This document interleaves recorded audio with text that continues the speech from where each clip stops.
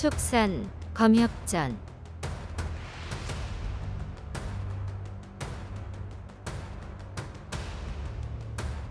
십화, 귀한 인연.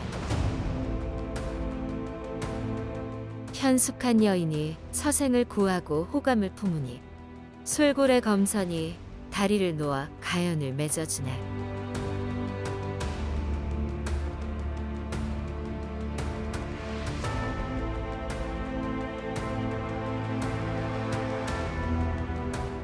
부녀는 주은종의 이야기를 듣고 안타까움을 금치 못했다. 그런데 두 분이 어떻게 저를? 나는 장노사라고 하오. 사람들은 내가 미련스럽게 일만 한다고 장노실이라 부르기도 하지. 아내가 일찍 세상을 떠나 피부치라고는 딸 옥진뿐이라오. 자운사 밭을 관리하며 지낸 지 벌써 10년이 넘었는데 그렇게 흉악한 놈들인지는 몰랐구려. 일단 기적적으로 탈출했지만 내일 비가 그치고 승려들이 석굴 주변을 수색하면 공자가 우리 집으로 넘어온 사실을 금방 알 것이오. 소싯적에 무술을 배운 적이 있지만 그쪽 수가 워낙 많으니 상대가 안 되겠지. 우리 부녀는 어떻게든 방법을 찾아보겠지만 공자가 걱정이오. 지난밤 일찍 잠자리에 들었는데 갑자기 옥진이 날 깨우더니 담장 아래 웬 청년이 쓰러져 있다 했소. 처음엔 한심한 강호인이 노잣돈이 필요해 절에 들어갔다가 호되게 당하고 도망쳤나 보다 했지. 정신을 차리면 얘기나 들어보고 쫓아버리려고 했는데 거인에 오른 공자였구려. 날이 밝으면 더 위험해질 테니 어떻게 할지 서둘러 방법을 찾아야 할 것이오. 두려움에 얼굴이 하얗게 질린 주은종이 손발에 상처도 있고 무릎을 꿇은 채 살려달라고 애원했다. 공자, 일어나시오. 우선 딸아이와 얘기해 봐야겠으니 잠시 기다리시오. 장노사가 딸을 데리고 나가 한참 이야기하고 돌아왔다. 모두에게 이로운 완전한 방법은 없어. 내 입장에서 내 딸을 안전하게 지키려면 공자를 꽁꽁 묶어 자운사로 보내야겠지. 그러면 우리 부녀는 공자와 연루되지 않고 오히려 승려들에게 잘 보일 수 있을 것이오. 하지만 나 장노사는 절대 그런 짓을 할 수 없어. 그래서 다른 두 가지 방법을 생각해 봤으니 공자가 선택하시오. 하나는 우리가 자운사에 알리지 않는 대신 공자가 지금 당장 이 집을 떠나는 것이오. 금방 심리는 모두 자운사 땅을 빌려 농사를 짓는 사람들이라 모두 자운사의 눈과 귀라 할 수 있어.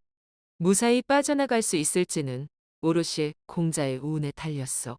다른 하나는 우리와 함께 도망가는 방법인데 성공은 장담할 수 없지만 그나마 안전할 것이오.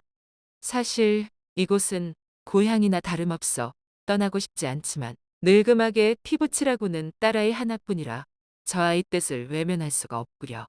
대신 바람이 있어. 우리가 집을 버리고 목숨까지 걸면서 공자를 살리려는 것이니 나중에 우리 부녀가 어떻게 살아갈지는 공자가 책임져 주시오. 주은종은 원기가 왕성하고 눈빛이 강렬한 장노사가 절대 평범한 농사꾼은 아니라고 생각했다.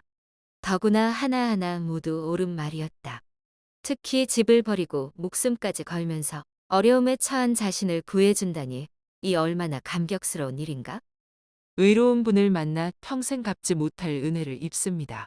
9 집안의 대를 이을 몸이라 재산은 넉넉하니 아무 걱정 마십시오. 다만 저 때문에 정든 곳을 떠나야 하니 죄송할 따름입니다.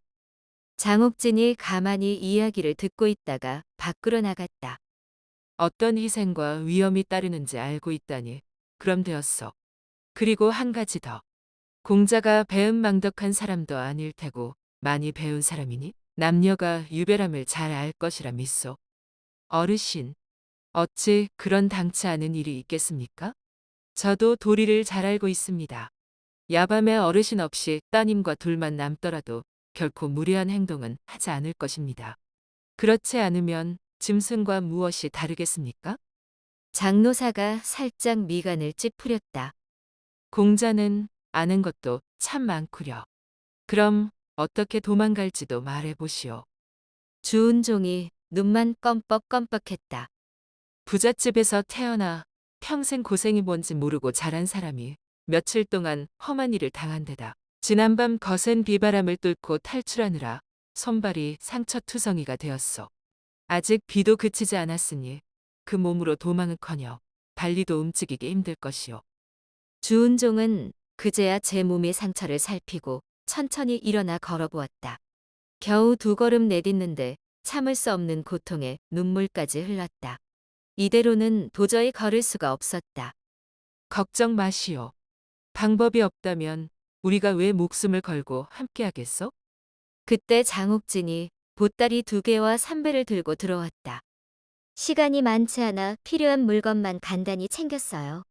아버지, 이걸 공자등에 묶어주세요. 바로 요깃거리를 준비할 테니 서둘러 먹고 출발해요.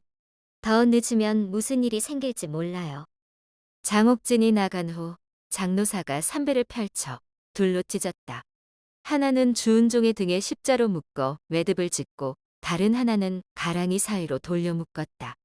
잠시 후 장옥진이 밥상을 내오자 세 사람은 따뜻한 물에 밥을 말아 얼른 먹어 치웠다. 장옥진이 밥상을 치우고 돌아와 2사람을 재촉했다. 장노사가 주은종을 업고 삼배 끈을 끌어당겨 자신의 가슴 앞에서 매듭을 지었다. 주은종의 가랑이에 메어둔 끈도 본인 허리에 둘러 단단히 묶었다. 장옥진은 거추장스러운 장이 대신 짧은 회색 저고리를 입고 앞섭 매듭을 단단히 여몄다. 양 어깨에 보따리를 하나씩 걸머쥐고 아버지와 본인의 무기를 보따리 사이에 비스듬히 꽂았다. 장노사가 집안의 등불을 모두 끄고 다 함께 뒷문으로 조용히 나갔다. 그리고 담장을 돌아 곧장 큰 길로 향했다. 빗줄기가 가늘어졌지만 그칠 기미는 없었다. 불빛 하나 없는 진창길에서 힘겹게 발을 빼며 걷다 보니 겨우 우리밖에 못 갔는데 벌써 샛별이 희미해지고 날이 밝아왔다. 저 멀리 큰 나무 옆 초가에서 밥 짓는 연기가 모락모락 피어올랐다. 아버지, 저기 두부장수 구림숙분의 집 아니에요? 가서 잠시 짐도 내려놓고 좀 쉬면 어떨까요? 그래, 내가 말 안 했으면 그냥 지나칠 뻔했구나. 아직 위험한 곳이지만 구림의 집이라면 괜찮지. 초가 앞에서 구림을 부르려는데 행색이 초라한 도인이 붉은 호리병을 메고 술래를 풍기며 나왔다. 장노사가 얼른 딸의 손을 끌어당겨 길섭 나무 뒤에 숨었다. 도인은 세 사람을 보지 못했는지 그대로 지나쳐갔다. 초가의 주인 구림은 장노사와 막역한 사이였다. 마침 도인을 배웅 나왔다가 장노사 부녀가 나무 뒤에서 나타나자 반갑게 맞이했다. 집에 누가 있는가? 좀 쉬어가려고 하는데 두부탕 한 사발 부탁하네. 있긴 한데 멀리서 온 아이라 괜찮으니 들어가세. 방에 들어가 장노사가 구림이 보는 앞에서 주은종을 내려놓았다. 세 사람은 흠뻑 젖은 겉옷을 벗어 말렸다. 이 사람은 누군가? 어찌 다들 꼴이 이 모양인가? 장노사가 오랜 친구를 믿고 앞뒤 사정을 모두 털어놓자 구림이 먼저 주은종의 생각을 물었다. 저는 다행히 목숨을 건졌으나 친구 16명이 처참하게 죽었습니다. 일단 성도 간부에 고발할 것입니다. 그 흉악한 중놈들을 잡아들여 복수하고 이곳 불가의 해악을 뿌리 뽑아야 합니다. 주공자의 의기를 꺾을 생각은 없소만 나는 자은사 승려들의 내력과 그 세력이 어느 정도인지 잘 알고 있어. 놈들은 오랫동안 천인 공노할 짓거리를 일삼았지만 아직 운이 다하지 않은 데다 성도의 명성 높은 문무 관리들과 친분이 깊으니 어찌하겠어? 자은사는 작은 성이나 다름없어. 안에서 사람이 죽어도 아무도 모르지. 이미 흔적을 지웠을 것이오. 행여 관부에 고발해도 기껏해야 조사관을 보내는 신용만 하고 몰래 언지를 주겠지. 자은사는 아무 일 없었던 것처럼 미리 준비하면서 공자를 죽여 입막음할 테고 재물도 많고 무예와 검술에 정통한 자도 많아. 관부가 작정하고 나서도 어림없을 판에 모두 한통속이니 오죽하겠어? 헛되이 목숨을 버리지 말고 조용히 상경에 공명이나 이루시오. 놈들은 악행의 업보가 쌓여 언젠가 자멸할 것이오. 주은종이 다시 반박하려는데 바람이 살랑 일더니 방금 집 앞에서 스쳐갔던 도인이 나타나 호탕하게 웃었다. 허허허. 이렇게 다시 만날 줄이야. 장노사 부녀가 화들짝 놀라 무기를 잡자 구림이 말렸다. 진정하게. 우리 사람이야. 한편 주은종은 도인을 알아보고 얼른 고개를 숙였다. 조금 전 집 앞에서는 장노사 등에 엎여 있어 보지 못했던 것이다. 이분은 아미파검협 취도인이시네. 장노사 부녀는 취도인의 명성을 익히 들어온 터라 바로 예를 올렸다. 그런데 공자는 취사숙을 어찌하시오? 이 질문에 취도인이 대신 망각루에서 만난 인연을 간단히 말해주었다. 이 사람들 행동이 뭔가 다급하고 불안한 것 같아 눈여겨보고 있었는데 이 집으로 들어가길래 바로 뒤쫓아왔지. 밖에서 들으니 내가 한 발 늦었구먼. 그날 망각루에서 도사님이 언지를 주셨는데 우매한 탓에 알아차리지 못하고 결국 돌이킬 수 없는 화를 자초하고 말았습니다. 도사님이 유명한 검협이셨다니 너무 감개무량하고 영광스럽습니다.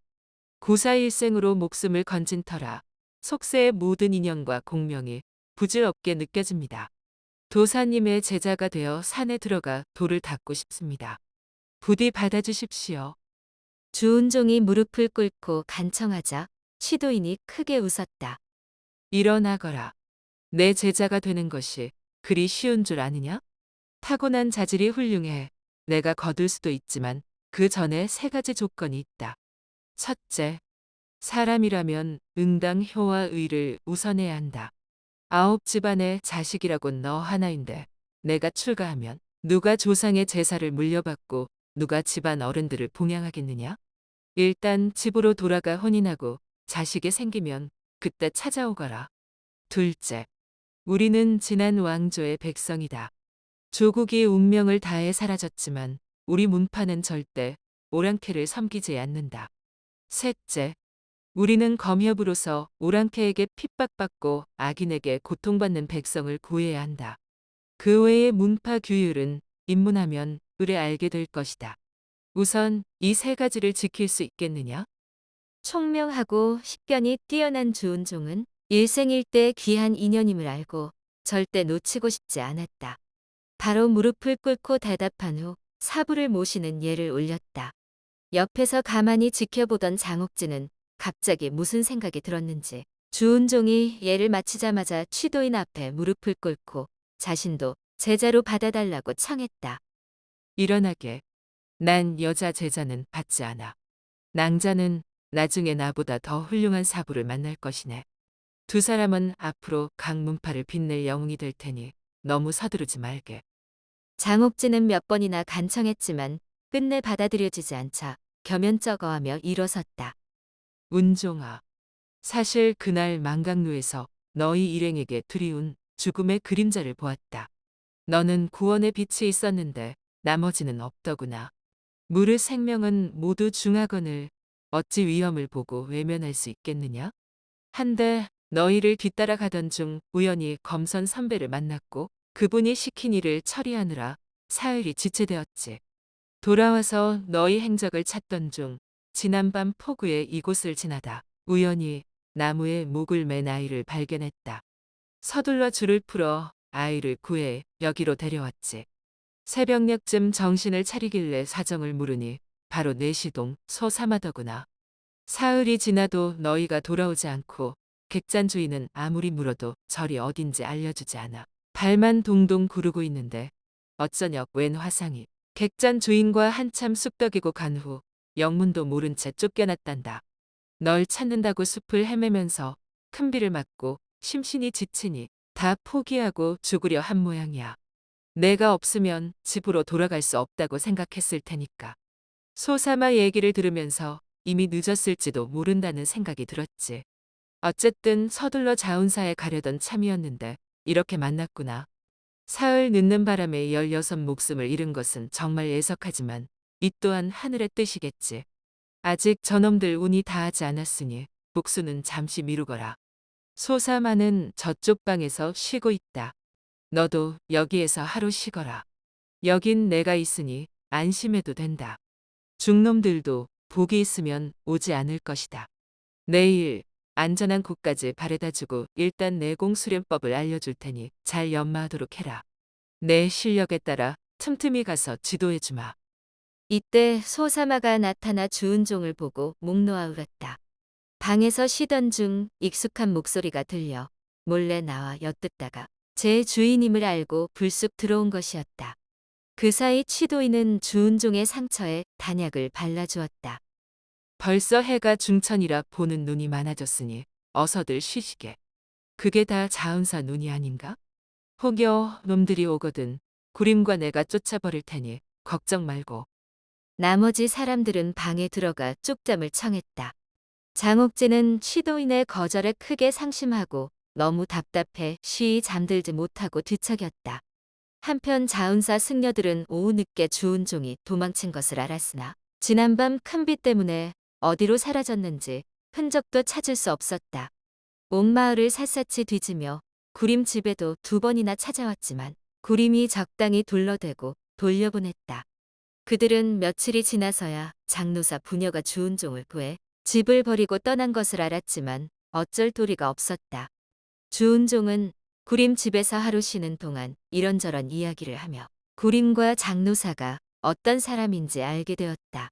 신안 구림은 문파의 명을 받아 두부장수로 위장해 자운사를 염탐하는 중이고 본명이 장경인 분수연자 장노사는 일찍이 사천 물길에서 유명한 수적이었으나 손을 씻고 이곳에 정착해 농사를 지으며 살았다. 주은종은 지난밤 놀란 가슴을 가라앉히고 천천히 상황을 정리하면서 장노사 부녀의 의기에 새삼 감동했다. 특히 집까지 버리고 자신을 구하고자 한 것이 온전히 장옥진의 생각이었다니 더욱 놀라웠다. 그녀는 주관이 뚜렷하고 용기 있는 여인이 분명했다. 이성이지만 지기를 만난 것 같았다. 더구나 목숨을 구해준 은인이니 우러르는 마음까지 생겼다. 주은종은 그제야 장옥진을 눈여겨보았다. 고운 얼굴과 또렷한 눈매, 늘씬한 몸매를 타고난 여인이 지혜와 용기까지 갖추었으니 사랑스럽기도 하고 존경스럽기도 했다. 그런데 무슨 근심이라도 있는지 고운 눈살을 계속 찌푸리고 있었다. 혹시 아버지와 언쟁이 있었는지 걱정스럽고 궁금했다.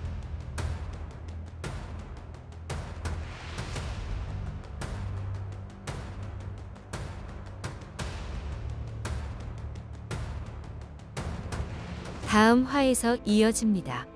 더 좋은 콘텐츠를 제작하기 위하여 구독과 좋아요, 알림 설정 부탁드려요.